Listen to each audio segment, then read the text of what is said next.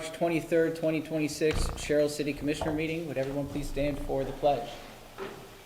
I pledge allegiance to the flag of the United States of America and to the republic for which it stands, one nation, under God, indivisible, with liberty and justice for all. Okay, before we do this, I guess I will have to second these, right? You know, if there's only Well, I'll have here. to second. Or I guess, Right. yeah, I don't know. Right. You have to second, Right. okay, all right. I just, I know, I thought about that in there, I wanted to say something. all right, so, approval of minutes for the March 9th, 2026 meeting. Is there a motion? I'll make a motion. I'll second. Pocola, Aye. Vinyl, Aye. Sales. Aye. Okay. Fair. Item number 3, approval of warrants. Okay, in the general fund, $65,662.95. Sewer, $43,292.09. Power and light, $243,444.48. And trust and agency, $28,314.01. Second. Pocola, Aye. Vinyl, Aye. Sales. Aye. Item number 4, city officials' reports. Randy. Okay, thank you, Mayor. Newsletter is out for the spring and summer. That's on the website. It's been out for a couple weeks now. So is the green waste schedule. I know we have a little bit early of a spring, but green waste schedule is out. That begins the middle of April, as it does every year, and runs through the middle to end portion of October prior to leaves. So that schedule is out there. The other thing was, I wasn't here at the last meeting, but I know there was a discussion about the bonding for the pool. I know there was a discussion about that. I think Commissioner Niles asked if a supermajority was needed, meaning 4 out of the 5 commissioners needed to vote, and vote in the affirmative to move that forward to the borrowing phase. I'm going to explain it the best I can. If you have any questions, I'll try to elaborate a little bit. So what is required is what's called 2/3. So technically, you had 4 commissioners here. You had 3 commissioners vote in favor and 1 commissioner vote against. So that meets the 2/3 requirement, or so we thought. So the 2/3 requirement is out of the voting strength, which is 5 members. So you would need to have 4 out of 5. We had 3 out of 4, right? So semantics a little bit, but the law is the law, rules are the rules. So technically, we cannot go out and borrow with that number. We need 4. So what has to be done, according to the attorneys, is the proposal should be represented, which would be a new resolution to the commission with all 5 voting on that opportunity. We've talked to legal counsel because there were some other additional questions regarding permissive referendum, mandatory referendum, et cetera, et cetera. And what that referendum is that where the public gets the opportunity to vote or persuade the commission into moving forward, similar to a school budget. School budget's automatic. A city budget or city borrowing is not automatic. So, right now, Tina Whalen-Smith, our city attorney, has been talking to Doug Goodfriend at ORIC, which is our bond advisor, where we would borrow from. So there's still some discussions to be had, but it appears that that's going to have to come back to the city commission for consideration. And coming back to the commission, there'll be another public hearing aspect to the meeting, and then depending on how the vote goes, if the vote went in the affirmative, the 15-day window gets reactivated for the public, if anybody is against the borrowing, to file a permissive referendum. And we have those details in the front office. So again, little confusion, but I think we have a clear, idea of what needs to be done to move forward. So that's kind of where things stand. If you have any questions specific to that, I'm happy to answer those the best I can. But like I said, we are waiting for legal counsel to get back on us on a few things. So should we do we need to set a date right now, tonight, for the next meeting for a public hearing, or do we? Yeah, I mean, you certainly can, if you decide to do that tonight. What'll end up happening is, we'll have to post it as per our normal operation. It goes on the website, it goes on the email blast, it goes to the newspaper, letting the public know that we're having another public hearing to potentially move forward with borrowing for the pool, specific to the pool. And the way the language read was, we received $2.6 million of state funding for the SWIMS grant. The commission would be on the hook, the city would be on the hook for the other 20%, which is up to $650,000. Doesn't mean we have to spend the whole amount if the pool can come in under budget, but we're not there yet. We don't know. We still don't have a grant disbursement agreement from DASNY, which we're waiting on. We can't do any work until the very earliest, even if we had a GDA, until April 15th. And we still need to go out and borrow, right, if that's the will of the commission. And again, it would be subject to the same criteria as before, a 15-day waiting period. For if there are people that oppose it, they can go out and get signatures for a petition based on the last gubernatorial election, present to the city clerk to certify as their voters of the community, and then go from there.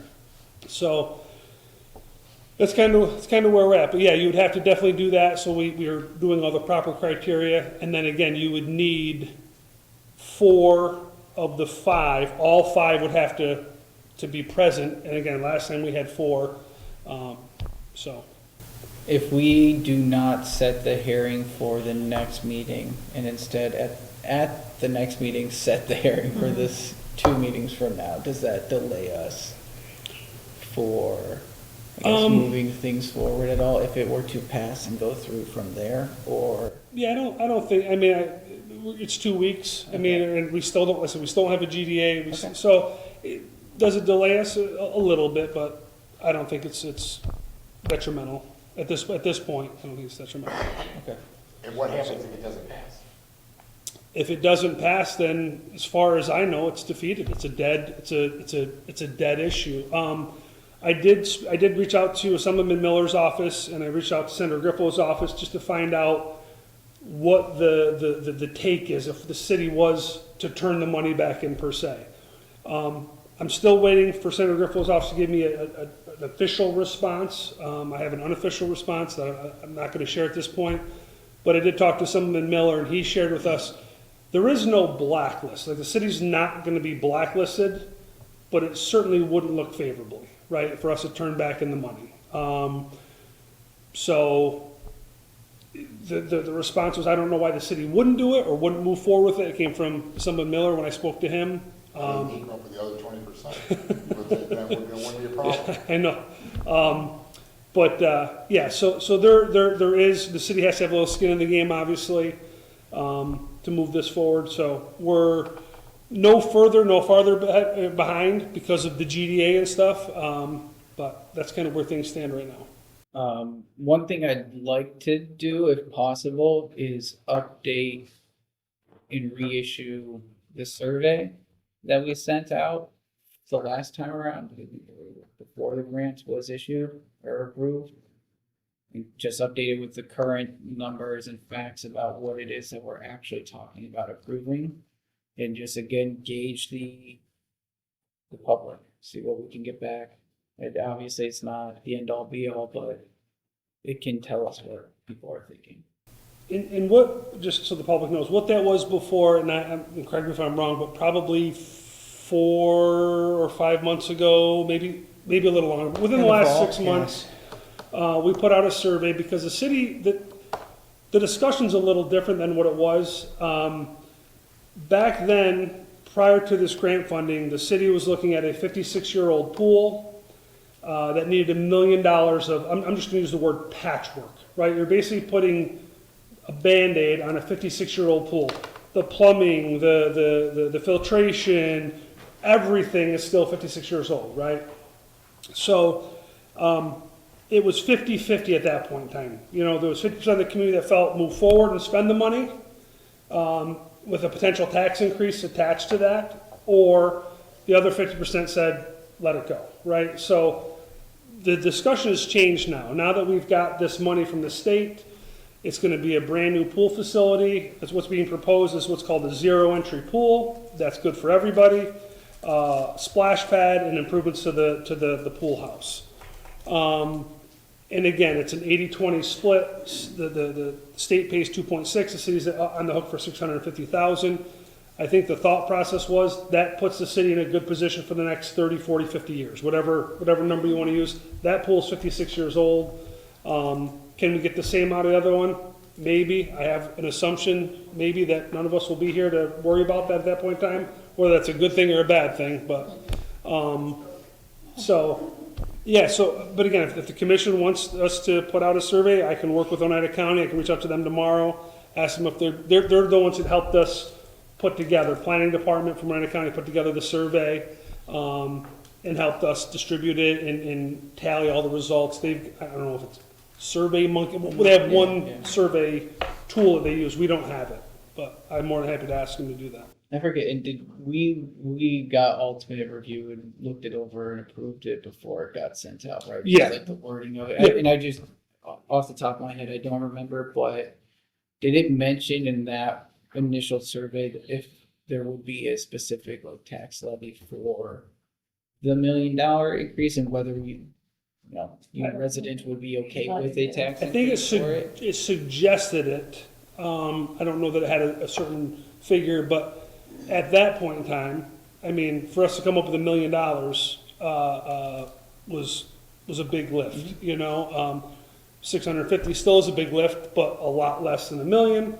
And the fact that you're getting a brand new facility, it's a little different, so, Yeah, and I just wanted to make it clear that currently as is, the resolution that we are presenting is one that does not impose any additional tax levy in order to fund this project. It is, we are able to fund it without that.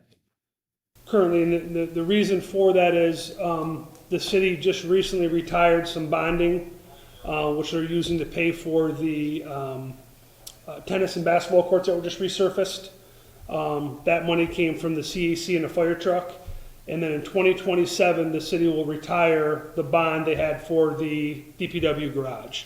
And then in 2030, there's 3 other bonds that will come off the books essentially. So if it was the commission's will, the funding does exist to absorb it, that and more, should you decide to extend the bond. We got an area ladder that's gonna be replaced coming up.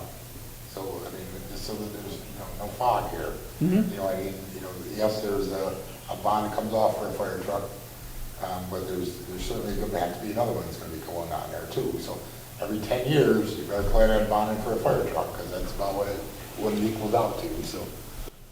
And in that case, I mean, But that's going to be well over $1 million for an arrow. Okay. So, just so that it's. I think that number, I'm not, and you probably know better, but I believe that number's over $2 million from what has been relayed to me. Not cheap.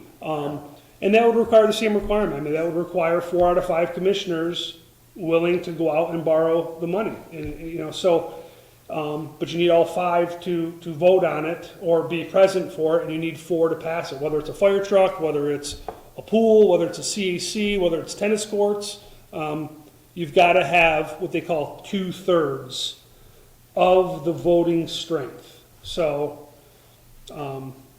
yeah, little different than the way that we thought or interpreted it. I'm sure if we went back and looked at past borrowing, you may not see the 4 out of 5, but we caught it now, and it was probably a good thing that Chris saw that, but it gives us clarity moving forward. So, yeah, I mean, whatever you just tell me you want done, I'm happy to reach out to the county, update the survey. If you're looking for kind of a little bit of a measuring stick to how the people feel about it. I'd like that. You know, as long as we're on the pool subject, you know, I'm saying I'm in favor of wetlands, obviously everybody knows, but I do think that the location should be looked at. You know, you're putting in a 0-entry pool, which is handicap pool, but then you're not a handicap accessible pool. What do you have to come over for the skating or the school? You're trying to come down that hill in a wheelchair or whatever. You know what I'm saying? I'll be 100% honest with you.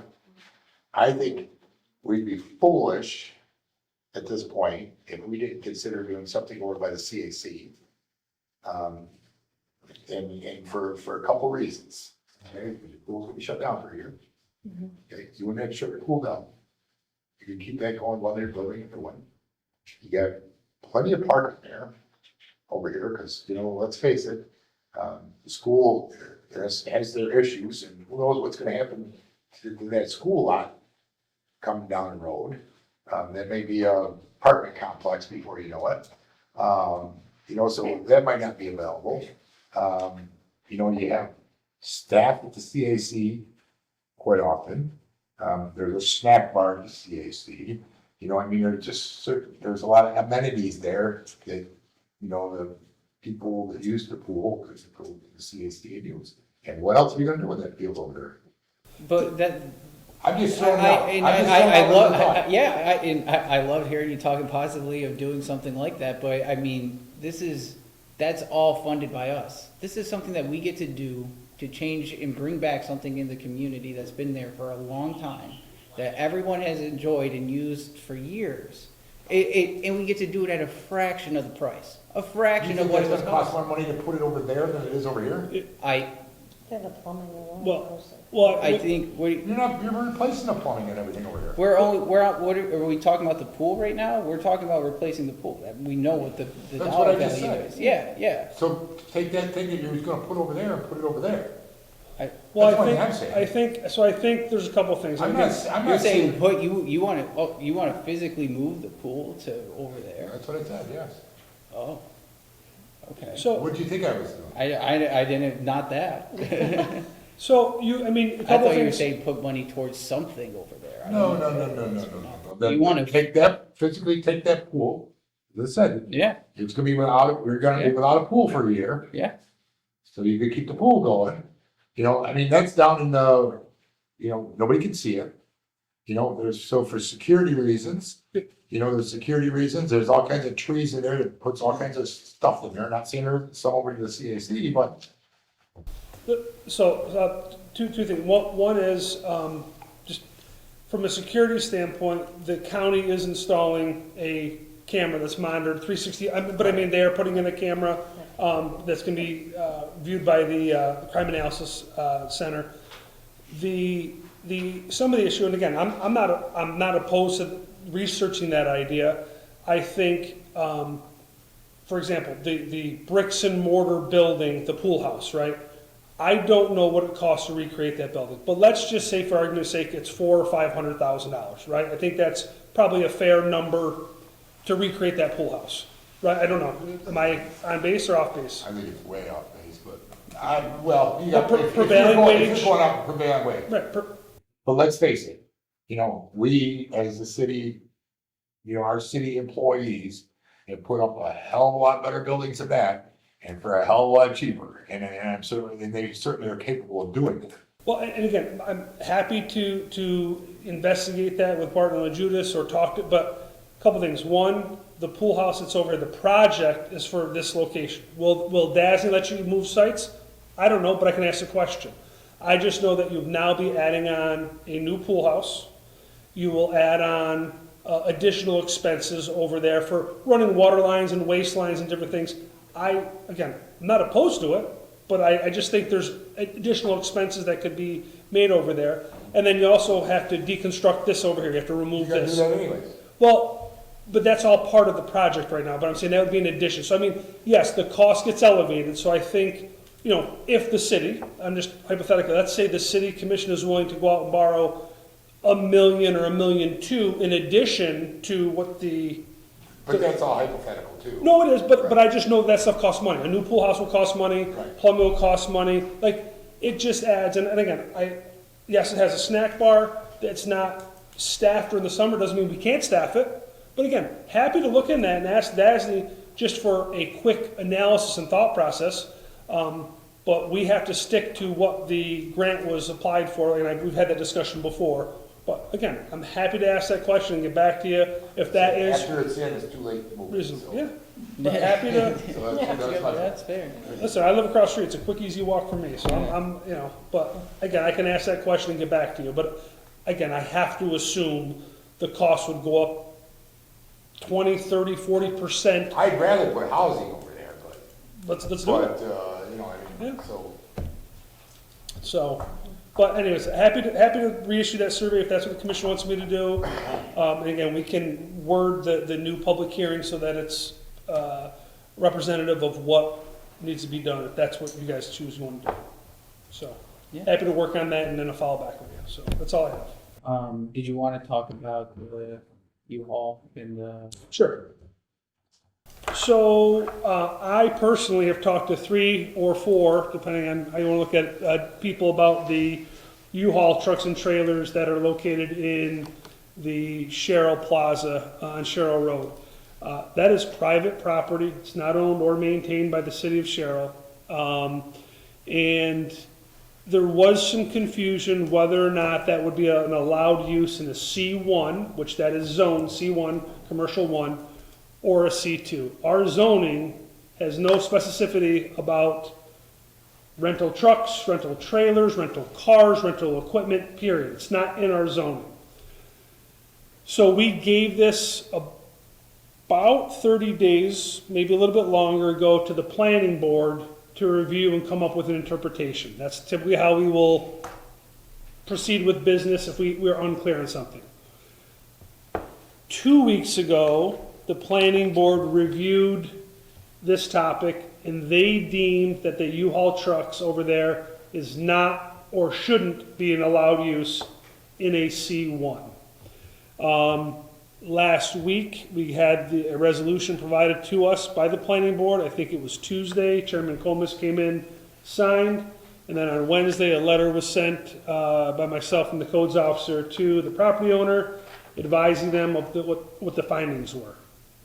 They're allotted a certain amount of time to either remove or apply for a use variance. So they can apply for a variance with the zoning board and be heard out. Whether or not the zoning board gives them a variance, that's to be determined, right? So that's kind of where things stand. Again, we have limitations. We don't regulate aesthetics. We have to follow New York State Property Maintenance Code and or city ordinance or zoning regulations that we have on the books. So, again, people are entitled to have opinions on that, and we appreciate that. But, again, our reach is limited too. So we did what we could, and I think we have a solution moving forward. Well, it'd be pretty boring. Dark Angelo came in last week, the auditors, so we had our audit review last week, well, so just wrapping things up with that and, yeah, moving forward, so. Okay. Great. Okay, I guess then moving on to item number 5, public comment. If anyone would like to address the commission tonight, please stand, come up to the podium, state your name and address.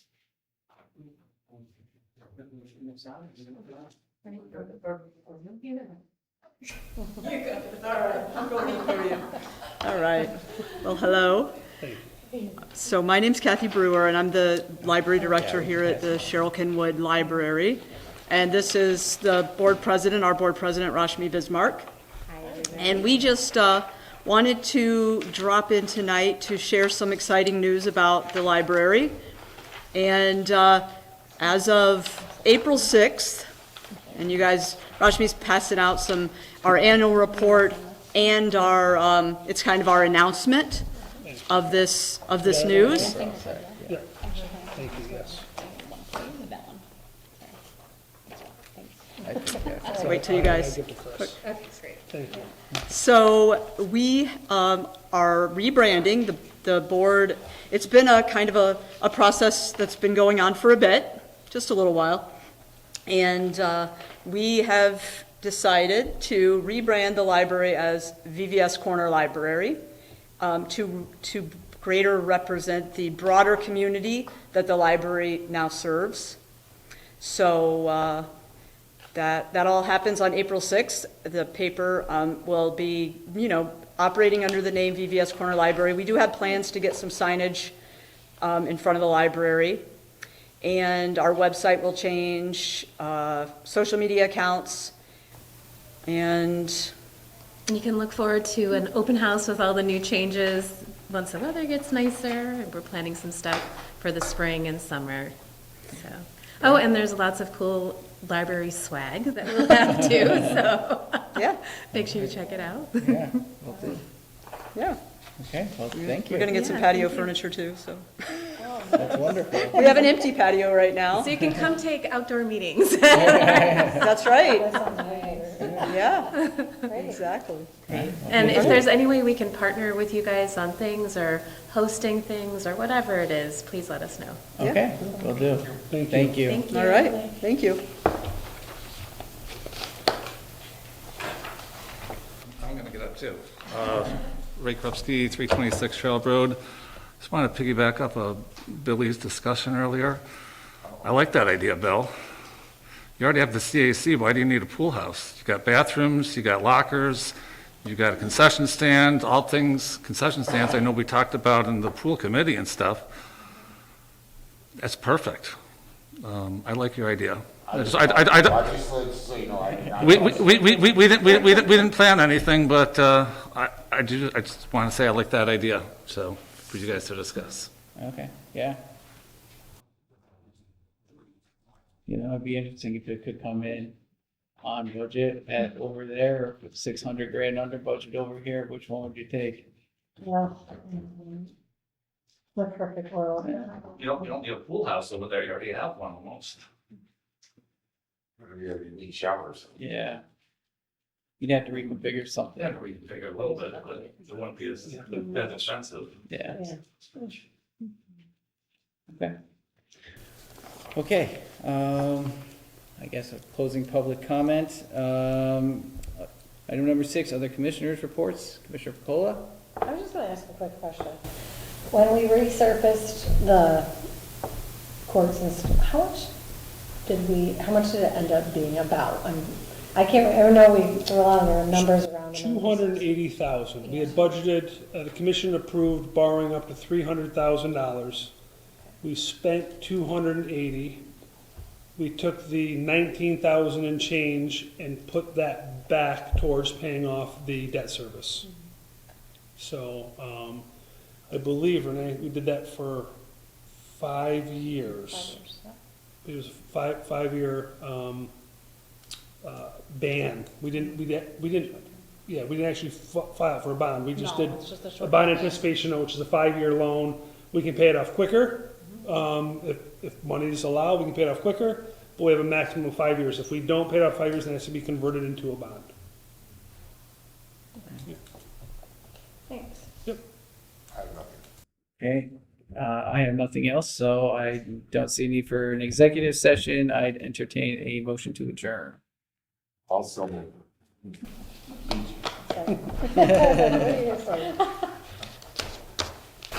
Okay, Nicola? Aye. Lionel? Aye. Sal? Aye.